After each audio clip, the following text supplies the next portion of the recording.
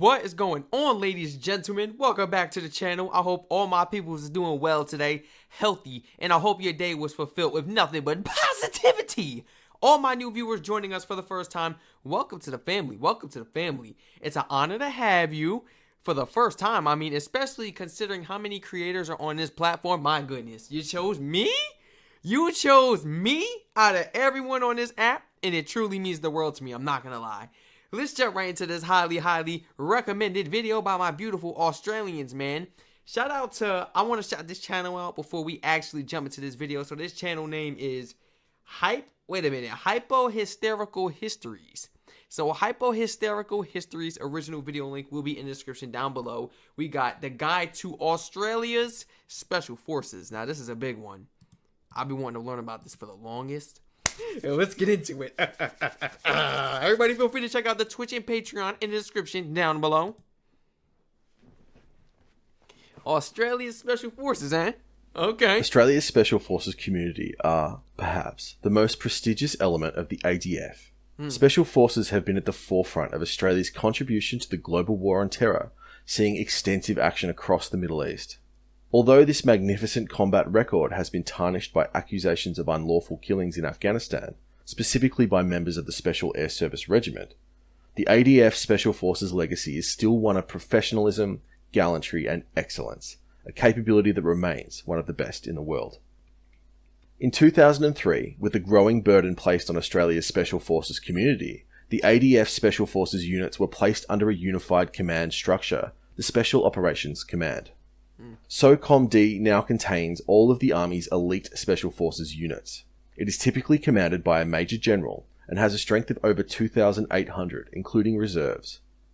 The Special Operations Command order of battle is as follows. How is it, as far as, like, recruiting people? Like, in the times of need, if you guys have, like, a conflict with another country, and say you guys need to recruit, just be in the process of doing that, getting as many recruitments as possible. That way, if it does get bad, you guys have enough soldiers.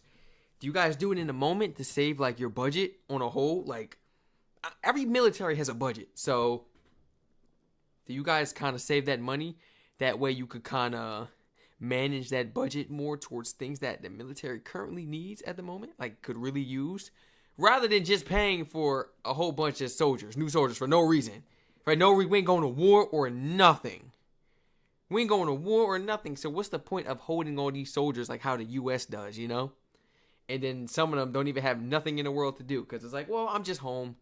You know, they'll call me when they need me. For what? You know what I'm saying? So please let me know, man. Please let me know in the comments. I'm curious as to, like, The Special Air Service Regiment, 1st Commando Regiment, 2nd Commando Regiment, the Special Operations Engineer Regiment, which provides specialist nuclear, chemical and biological response, the Special Operations Logistics Squadron, and, effectively, the 171st Aviation Squadron, which provides dedicated helicopter support for SOCOM D. Special Operations Command is, effectively, a 4th Brigade of the regular Australian Army. Perhaps the most famous unit in the Australian Army is the Special Air Service Regiment, or SASR. The Special Air Service was created during the early years of the Malayan Emergency, after witnessing the success of British SAS in action. In 1957, the first SAS company was raised, and by the Vietnam War, 3 Sabre squadrons were in service. In Vietnam, SASR members claimed some 492 enemy killed, with the loss of only 3 men to combat. Currently, the regiment is organised around 4 Sabre squadrons. Each squadron is similar to a company in strength, between 90 and 100 men, and is composed of 3 troops: water, freefall, and vehicle. Each one of these troops is composed of 4 patrols, with 5 to 6 men each. The patrol is the primary unit of the SASR. So is it only like 5 to 6 men each? Because it's like, if we're moving tactical, we can't really move with a full squadron of people, right? We got to keep it kind of low key. 5, 6 is just enough, but just enough people, you know? If we need support, you know, to fight off. Think about it. If you're in battle, and say you got 5, 6 people, but they all got guns, ammunition, you know? And they letting it go, the people on the opposing side don't know, like, how many people you have on your side. They're just gonna think, oh, they're letting it fly. Let's not get any closer until we get cover and understand what's going on and where they're at and this and that. Versus, like, it's probably easier to spot like 2-3 men, depending if they're like, I don't know how they are in the military. Maybe we have some intellectual people that are so smart they count the shots of each weapon and, you know, the timing, the delay between a reload or this or that, and they could tell how many people was out there. Maybe we got some people who been doing it for a minute and been out there in the field in war, this and that. But that's a very small percentage, you know? So is that why people go out like, you know, 5, 6? Because it's very little, but it's just enough to go out there and fight and just scope out and spy, do what they got to do. Otherwise, they'd be moving with about 30 plus, right? I mean, otherwise, right? Is this kind of like to keep things on the low? I'm trying to just learn more, guys. I know nothing about Australia's military, absolutely nothing. So I'm going to ask as many questions as possible, even if my people judge me, call me stupid, or say you clueless little American. It's okay, because I'm learning. As these small teams can operate in hostile terrain, independent of the SASR. Okay. As these... It's not about the numbers, it's about the training, the tactical training, the relationship, the bond these guys have. Best believe they got each other's back. But more so that training. More so the training. And the training is way better. I would like to see some of your training tactics, some of the procedures out there that the Australian Special Forces does compared to the Special Forces in America. Because we still be getting put down. I mean, I done seen the UK versus America in the Vegas. I seen that video. Horrible. Made us surrender and everything. So what about Australia? You know, we move in numbers. You guys you move in little groups. But these people have years of experience. They have some crazy experience that maybe 50 people on the American side might not have, you know, compared to these 5, 6 soldiers. Like, you know what I'm saying? Numbers don't mean nothing, is what I'm basically saying.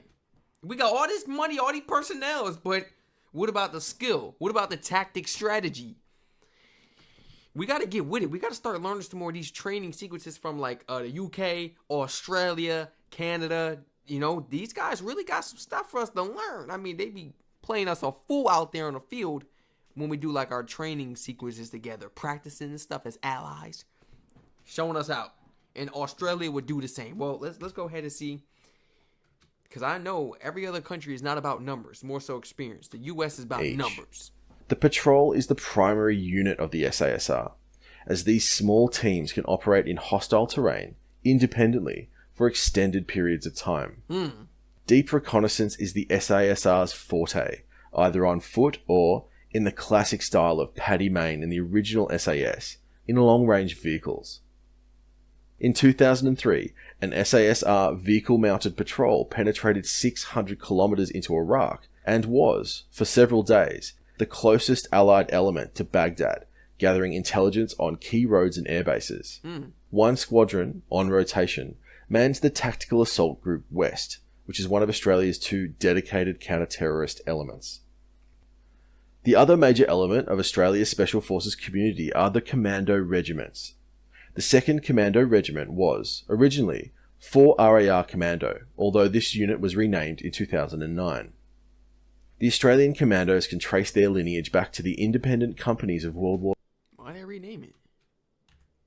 Originally, 4 RAR Commando, although this unit was renamed in 2009. The Forces community are the Commando Regiments. The 2nd Commando Regiment was, originally, 4 RAR Commando, although this unit was renamed in 2009. The Australian Commandos can trace their lineage back to the independent companies of World War II, formations of around 250 men that operated in the jungles of New Guinea and Timor, often for years, fighting a guerrilla war against the Japanese. There are 2 Commando... Hey, holding it down? It's that experience, man. I mean, you would think 250 is a lot. When I'm thinking of war, I'm thinking of thousands, guys. I'm thinking of thousands. The personnel, you know, we got the people active duty, but not currently on base, should I say. They get that phone call, you got to go out there, man. I'm thinking numbers. It's about only 250. I'm thinking thousands. Boy. Years, fighting a guerrilla war against the Japanese. There are 2 Commando Regiments. The The first is largely a reserve unit which is designed to support the primary formation, the second. 2 Commando is a standard commando battalion and is composed of 4 commando companies, a signal regiment, and logistics and support companies. The reserve 1st Commando Regiment provides an additional 2 commando companies. Unlike the Special Air Service Regiment, the commandos far more typically operate in larger units, from platoons to companies, as opposed to 6-man patrols. They are, arguably, more optimized to take larger scale offensive action, such as... Oh, wait, I'm sorry, I didn't want to cut him off. They are, arguably, more optimized to take larger scale offensive action, such as seizing air bases or conducting raids, than the kind of deep, covert recon the SAS typically specializes in. When they start doing like the flags and stuff on the uniforms, green and black, is it me or am I out of date, or is that never a thing? I could have sworn I've seen some Australian military pictures. I could have sworn that you guys had the flag, but I mean, well, yet again, we have the flag on our uniforms and they're not colored. I've just never really seen close up on a Australian uniform, I guess. Well, at least on the Special Forces. Yeah, so forgive me if I sound a little clueless. I'm not gonna lie. Because now that I'm thinking about it, the U.S. uniforms, none of them have a colorful U.S. flag. Wait a minute. Let me move my keyboard a little bit over so I'm not out the frame. U.S. Special Forces uniforms.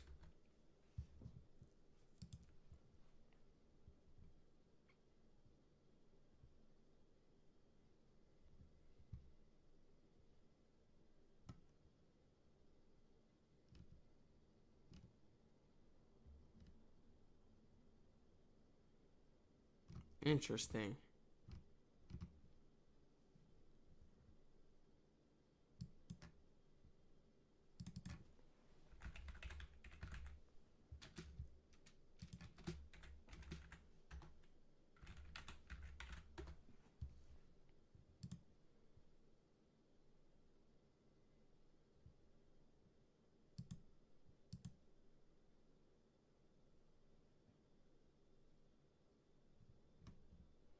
I'm just looking at my other monitor, guys. I'm really trying to see, like... You see how they got the colored flag on their uniform? I know it wasn't going crazy, but, like, I'm trying to find, like, better pictures, maybe. I know we shouldn't really be going this deep into it, but I was just trying to figure out a little bit more because it's, like...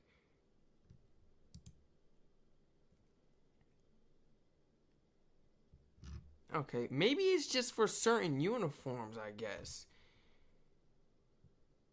But other than that, on the Special Forces and just military uniforms, they're camoed in, but like, some have colored flags. That's just little detail I noticed, guys. I'm sorry for even making that longer than what it was supposed to be. It's the first time seeing this, I'm not gonna lie. It just kind of stands out. However, both the SASR and Commando regiments are able to conduct the full spectrum of Special Forces roles. Indeed, throughout many operations in Afghanistan, elements of the two units routinely fought side by side. In June 2010, an Australian Special Forces task group launched an offensive into the Shawi Cot district of Kandahar province. This operation was focused on the village of Tizak, which was a Taliban stronghold and had been in their possession since 1995. How are y'all able to see shooting that far? You ain't got no sniper, else that you maybe got a scope? I hope it's a good scope, I guess. Which was a Taliban stronghold and had been in their possession since 1995. On the 10th of June, Alpha Company of the 2nd Commando Regiment made a helicopter assault on the village, where they came under intense machine gun fire in the landing zone. After a day of fighting, intelligence indicated that Taliban forces were massing for a counterattack, so the commandos were reinforced by a troop from 2nd Squadron SASR. After 5 days of continuous battle, the badly mauled Taliban forces withdrew from the area, leaving the Australians in command of the village and surrounding high ground. Around 100 Taliban are believed to have been killed for the loss of only one Australian and one Afghan soldier, both of whom were wounded. The Shawi Cot offensive has proven to be an exemplary Special Forces operation, showcasing the aggression, adaptability, and tactical skill of the units involved. Facts. Both the SASR and 2 Commando man the 2 tactical assault groups, Tag East and Tag West. The tactical assault groups are Australia's dedicated counterterrorism units, and are the only major domestic roles for the Commandos and SASR. The tactical assault groups are focused on high-end counterterrorism on land or sea, and routinely train in retaking aircraft, buildings, and ships. They are the units that provide tactical response for high-profile events such as the G20 or Olympics. In 2003, elements from both units conducted a heli-borne assault on the North Korean vessel Pong-su, which was smuggling heroin into... I'm sorry, guys. I'm going to backtrack a little bit. My AirPod actually died. I mean, I had it in for hours. I forgot I even had it in. But, yeah. Commandos and SASR. The tactical assault groups are focused on high-end counter-terrorism on land or sea, and routinely train in retaking aircraft, buildings, and ships. Nice. They are the units that provide tactical response for high-profile events such as the G20 or Olympics. Now, considering how far Australia is, that doesn't stop other militaries, from other countries coming, to train with you guys. Is that possible? I'm not too educated on this now, at least with Australia, though. That's why we're watching this video, guys. So just bear with me, please. Thank you so much for your patience. Do you guys train with other countries? Like, how frequently do you train with your allies? Or does Australia, the special forces and everything, do you guys kind of just train alone? You have your own tactical sequences and stuff you guys like to practice and train? Please, let me know. In 2003, elements from both units conducted a heli-borne assault on the North Korean vessel Pong-su, which was smuggling heroin into Australia. Oh. The operators fast-roped onto the vessel from Black Hawk helicopter. That's so intimidating how they come. 4 helicopters. They got this main one sitting over right where the captain be at. Yeah, he hovering right over where you be at. And we got 2 of them surrounding the sides. We got 1 right here. They finna just drop down and come get you, boy. Where you going? Where you going? It just always fascinated me how, equipped these soldiers are. How just intellectually advanced they are versus like just us normal civilians, man. The type of things they come up with and the things they do, I could never see myself look lining down that helicopter onto a ship, man. Imagine this being your everyday job. This is cool, but what percentage of people now, ready, make the special forces? How many people tried to get in the special forces, and how many are denied and turned away like this off the bat? And now how many actually, off the bat? Because no way they're wasting time with people they think like, man, you 300 something pounds out my face, come back, you got to be better in shape, right? Or can everybody just go for it? I'm being serious. And like, as far as the people that actually stuck it out and they're in the training doing it, same for them. How many people actually try to fight out and stick with the training and they just fail and they get sent away? Like, you just wasn't good enough. Because the percentage is very small, guys. When I was about the age of like 12, 13, tactical ops was like something I was really into. And I was like, what if I could be one day? Not knowing what it really took. Not knowing what it really... And me, as a man, look at me. Does it look like... Look at me. Do I need to, like, show the arms and everything? I'm not fit. I'm not cut enough. I already know Australian Special Forces would be like, well, actually... Because it's about muscle endurance. It's not really about how big and strong you are.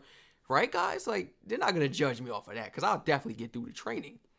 But, like, if you just don't look fit enough, do they even waste your time? Like, getting into the special forces. We're not talking about just the military now. We're talking about the special forces. Maybe Australian military would take me like this.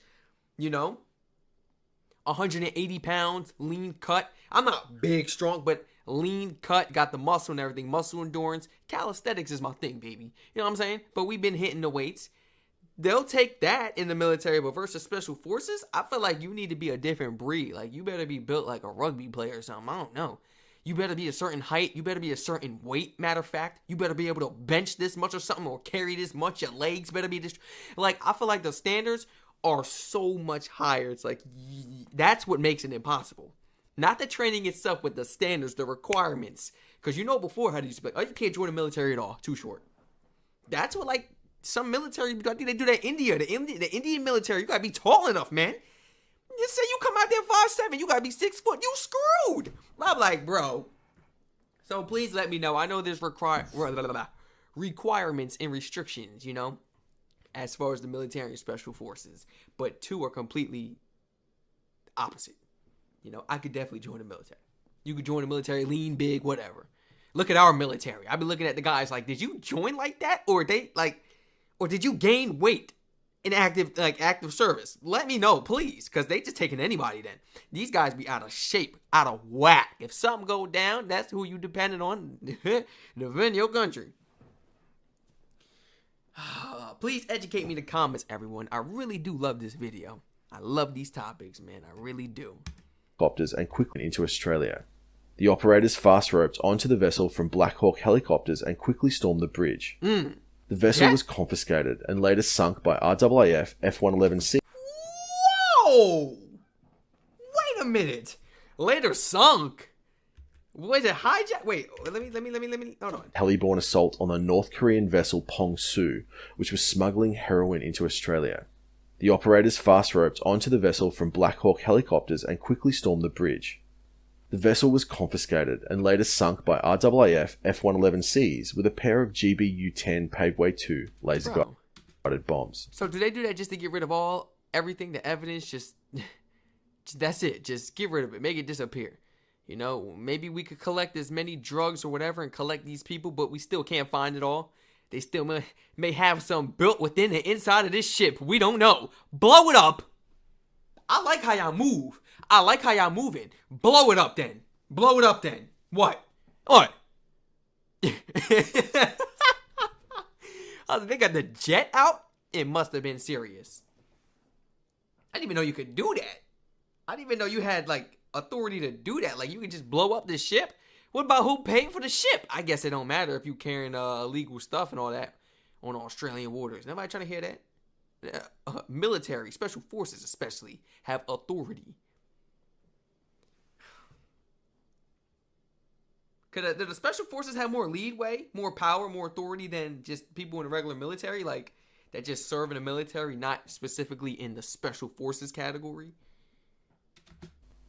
The other major elements of Special Operations Command are the Special Operations Engineer Regiment, or SOER, and the 171st Aviation Squadron. SOER provides a dedicated nuclear, chemical and biological response team for both domestic and international contingencies, although this is now integrated with the tactical assault groups. These engineers also provide dedicated mobility, survivability and explosive support to Australian Special Forces, and routinely had elements deployed to Iraq and Afghanistan. The 171st Army Aviation Squadron is not formally part of Special Operations Command. However, it provides dedicated helicopter support to Special Forces. The squadron is still equipped with S-78 Black Hawks, although the MRH-90 Taipan will be introduced in the coming years. In November 2020, the Inspector General of the Australian Defence Force published a report. Hey, that general looked like he's seen a couple things sometime, you know? He's seen some things before. Look at the eyes. Look at the eyes. The general has seen some things. That general is somebody not to play with. He may look up there in age. That man will take you down. That man healthier than the majority of us young people probably. You know that the old people strength. I'm not saying that he's old, but I can see he's on the older side, guys. I see the gray hairs and stuff. This man served. You know what I'm saying? He's a vet. He is a vet. Show him respect. For real. I be looking at him in public like just all vets and just, you know, service members. Just all service men and women. I'll be like, boy, I wonder if this person could take me out. You know? I wonder what this person has been through. I wonder what's going through their mind right now. Spoke to some soldiers. They be thinking of plans of like how they would take everybody out in the store the moment they enter the store. Like I've spoken to some, and they was like, oh yeah, I've got it covered, man. I was in the military, like ringing them up, and they was like, man, if I really wanted to, I could have this whole store covered, just me right now. Like they think of ways. It's the way they think, guys, and the way they are is just human beings. They are different. Service members are different. You better respect them. You just get trained over the time and you adapt to just the cruelty and hard ways and this and that, and it'll change you as a person. Yeah. Respect to him, man. For real. Respect to him. According to alleged war crimes by a small number of SAS operators. It was found that over several years, some 39 Afghan prisoners had been killed.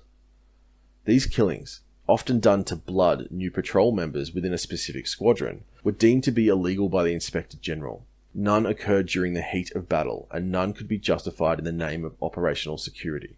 They have been referred to the Australian Federal Police for investigation. There was, however, no evidence that this behaviour was more widespread within the regiment. As a permanent mark of shame, the regiment's 2nd Sabre Squadron will be permanently struck from the Army's order of battle, and a new formation will be raised in its place. Oh. The report found that, within the Special Air Service Regiment, a dangerous culture of elitism, arrogance and entitlement had developed.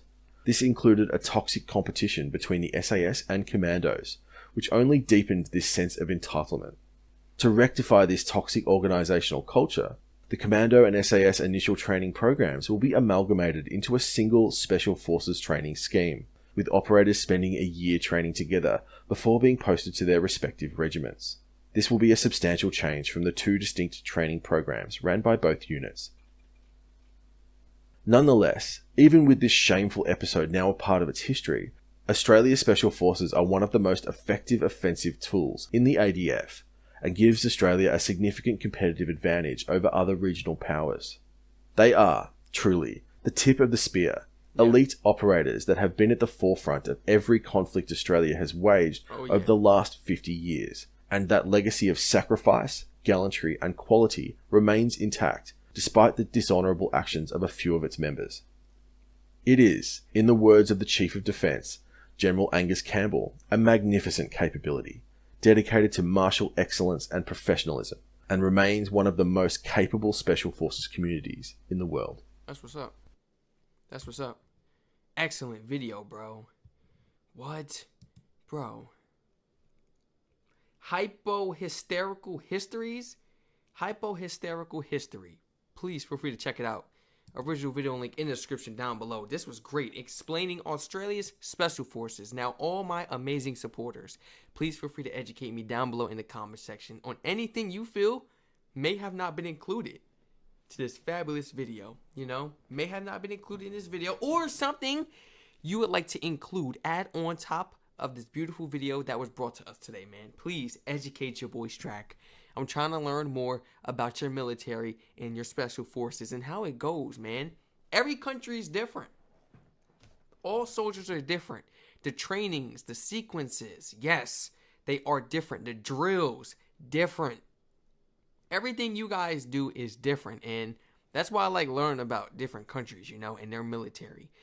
And just seeing how we could honestly benefit from training and learning from other countries and how they do things. Because especially guys like this, they're moving 5, 6. That's it, 5, 6 of them out there.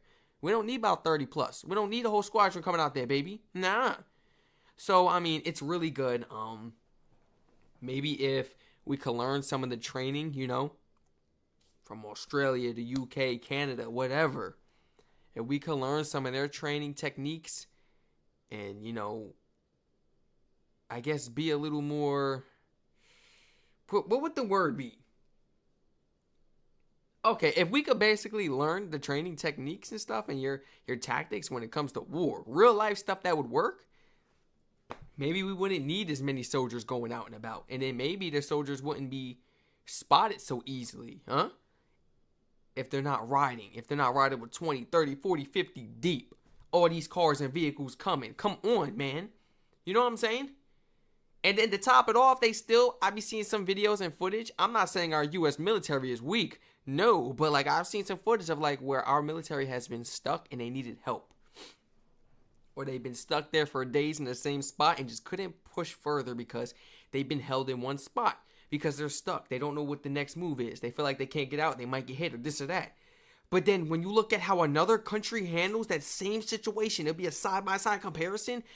Bro, you would think it's like a video game or something. It's a cheat code. Like, how did I think of that? I'll be sitting there like, well, how did I not think of that? I'll be watching the videos like, bro, how they gonna get out this situation? And it really like separates us. It really separates the countries and the militaries and where they're at intellectually, you know, when it comes to war. For real. Because I see some videos and I can't figure it out. Look at how another country does it, and they are swift with it. They are swift. You gotta be bold. You gotta be fierce with it, baby. And I feel like the U.S. could really learn and benefit from learning from other countries, which we do. And let's just keep doing that, you know? Let's not have an American way, American war tactic. Let's just take from all the other countries, honestly, because a lot of videos I've seen, it looked better than what we were doing. It looked way better than what we were doing, honestly. And puts us to shame out there on the field when we're practicing with other countries, you know? They really expose our flaws. And that's good. It's better to do that during training than on the field in war. Everybody, please feel free to share your honest thoughts and opinions on this beautiful, amazing video that we watched today. Please educate your boy Strac. Feel free to check out my Twitch and Patreon in the description down below. And feel free to check out my other YouTube channels on my YouTube homepage pertaining to all the other countries. You know what I'm saying? All the other countries. Continuing our journey of becoming one of the smartest men, well, at least in the United States. I want to say the world, but that's going to take some time. Everyone stay safe, and I hope to catch you all in the next reaction video. Let me know if you guys enjoy these military and special forces videos just as much as myself. Please.